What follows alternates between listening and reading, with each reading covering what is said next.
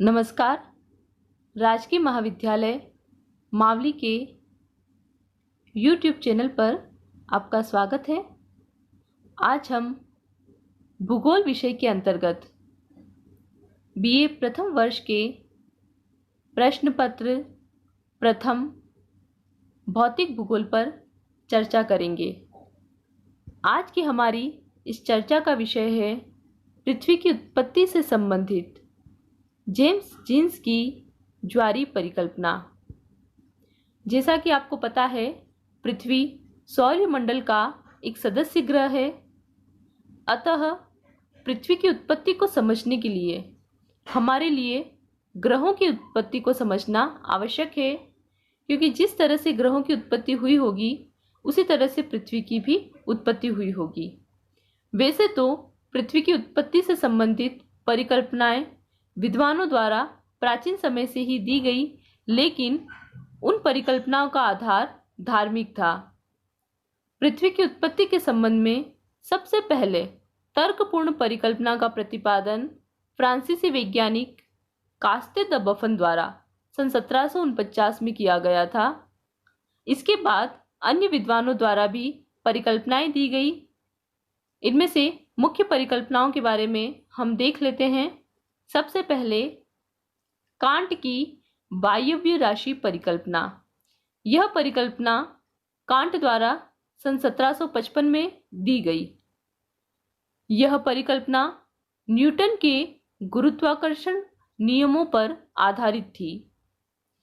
बाद में इसी परिकल्पना में संशोधन करते हुए लाप्लास ने सन 1796 में निहारिका परिकल्पना दी।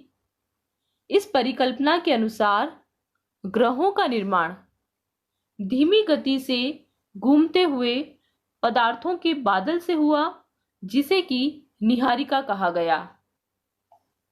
इसके बाद चैम्बरलिन ने सन 1905 में ग्रहाणु परिकल्पना दी।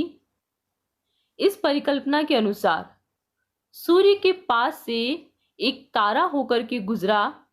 उस तारे की आकर्षण शक्ति का प्रभाव सूर्य पर इस तरह से पड़ा कि उसने सूर्य से पदार्थों को बाहर की ओर खींचने का प्रयास किया, जिसकी वजह से सूर्य से कुछ कण बाहर निकल गए और यही कण ग्रहाणु कहलाए। बाद में ये ग्रहाणु इकट्ठे होकर के घनीभूत होकर के ग्रहों में बदल गए। आज हम देख रहे हैं जेम्स जीन्स की ज्वारीय परिकल्पना। यह परिकल्पना जेम्स जीन्स द्वारा सन 1919 में दी गई थी। बाद में जेफरीज द्वारा इसी परिकल्पना में सन 1929 में कुछ संशोधन किया गया। जेम्स जीन्स ने यह परिकल्पना देने से पहले कुछ तथ्यों की कल्पना करी थी। वो तथ्य कौन कौन से हैं, आइए उसके बारे में हम देख लेते हैं। जेम्स जीन्स ने सबसे पहले कहा कि सौर मंडल का निर्माण सूर्य तथा एक अन्य तारे के संयोग से हुआ। सूर्य गैस का एक बहुत बड़ा गोला था। सूर्य के साथ ही ब्रह्मांड में एक दूसरा विशालकाय तारा था। सूर्य अपनी ही जगह पर स्थिर होकर के अपनी ही जगह पर घूम रहा था, रोटेट हो रहा था, और यह जो साथी तारा था, यह एक मार्ग के सहारे इस तरह घूम रहा था कि यह धीरे धीरे सूर्य के करीब आ रहा था। साथी तारा आकार तथा आयतन में सूर्य से बहुत अधिक विशाल था। अब इस तारे द्वारा ज्वारीय शक्ति का प्रभाव सूर्य के बाहरी भाग में पड़ा। जिस तरह से पृथ्वी पर सूर्य तथा चंद्रमा की आकर्षण शक्तियों का प्रभाव पड़ता है और जो पृथ्वी पर उपस्थित महासागरीय जल है वो ऊपर की ओर उठ जाता है, तो उससे ज्वार की उत्पत्ति होती है।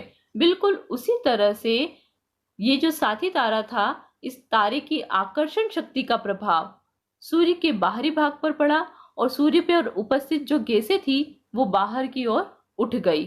अब इन तथ्यों के आधार पर जेम्स जीन्स ने जो सिद्धांत बताया उसके बारे में हम देखते हैं। जेम्स जीन्स ने कहा कि जो साथी तारा है यह निरंतर एक मार्ग के सहारे सूर्य की ओर बढ़ रहा था, जिसकी वजह से तारे की आकर्षण शक्ति के द्वारा सूर्य पर वायव्य ज्वार की उत्पत्ति हुई। वायव्य मतलब गैसीय ज्वार की, क्योंकि सूर्य गैस का एक बहुत बड़ा गोला था, इसलिए तारे की आकर्षण शक्ति की वजह से सूर्य पर उपस्थित जो गैस थी वो ऊपर की ओर उठ गई। अब जैसे जैसे ये तारा सूर्य के समीप आता जाता है, वैसे वैसे उसकी आकर्षण शक्ति भी बढ़ती जाती है, जिसकी वजह से सूर्य से हजारों किलोमीटर लंबा सिगार के आकार का ज्वार सूर्य के बाहरी भाग में उठने लगा। अब जैसे कि सिगार की आकृति होती है कि सिगार बीच में से मोटा होता है एक और उसके किनारे वाले भाग पतले होते हैं, बिल्कुल उसी तरह से ही सूर्य से भी पदार्थ बाहर निकला, जिसमें किनारे से वह भाग पतला था और बीच में से मोटा था। अब सिगार वाले इसी आकार को फिलामेंट कहा गया। जब यह तारा सूर्य के निकटतम पहुंच जाता है तो इसकी आकर्षण शक्ति बहुत ज्यादा हो जाती है, जिसकी वजह से यह फिलामेंट सूर्य से अलग हो जाता है और सूर्य से अलग होकर के ब्रह्मांड में उपस्थित हो जाता है।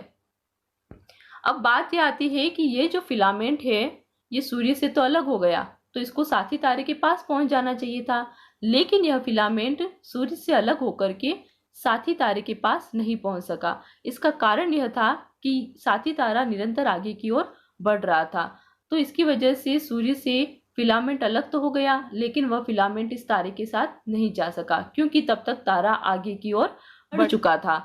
अब इसके बाद ये जो फिलामेंट है ये सूर्य से भी वापस नहीं जुड़ सका। इसके पीछे का कारण ये है कि यह फिलामेंट सूर्य की आकर्षण शक्ति से बाहर निकल गया था, जिसकी वजह से ये सूर्य के पास भी वापस नहीं जा सका। अब इस फिलामेंट से ग्रहों की उत्पत्ति कैसे हुई इसके बारे में हम देख लेते हैं। यह जो फिलामेंट सूर्य से अलग हो गया था, इसके बाद अलग होने के बाद यह फिलामेंट धीरे धीरे ठंडा होने लगा, जिसकी वजह से इसके आकार में संकुचन प्रारंभ हो गया। इसका आकार सिकुड़ने लगा। सिकुड़ने की वजह से यह फिलामेंट जगह जगह पर टूट जाता है, जिसकी वजह से जगह जगह पर टूटने के बाद यह घनीभूत होकर के ग्रहों के रूप में बदल गया। अब ये जो प्रक्रिया चली कि साथी तारा आया और उसकी वजह से सूर्य पर ज्वार उत्पन्न हुआ। ज्वार उत्पन्न होने की वजह से फिलामेंट अलग हुआ और फिलामेंट के अलग होने के बाद ग्रहों का निर्माण हुआ। यही प्रक्रिया आगे चलती है। अब यह जो ग्रह निर्मित हुए, इन ग्रहों पर सूर्य की आकर्षण शक्ति का प्रभाव पड़ता है और सूर्य की आकर्षण शक्ति के प्रभाव से ग्रहों पर भी ज्वार उत्पन्न होता है और ग्रहों पर ज्वार उत्पन्न होने के बाद इन ग्रहों से कुछ पदार्थ बाहर की ओर निकल गया और बाद में यही पदार्थ घनीभूत होकर के उपग्रह में बदल गया। इस लेक्चर को हम आगे की वीडियो में कंटिन्यू करेंगे। आज के लिए बस इतना ही। धन्यवाद।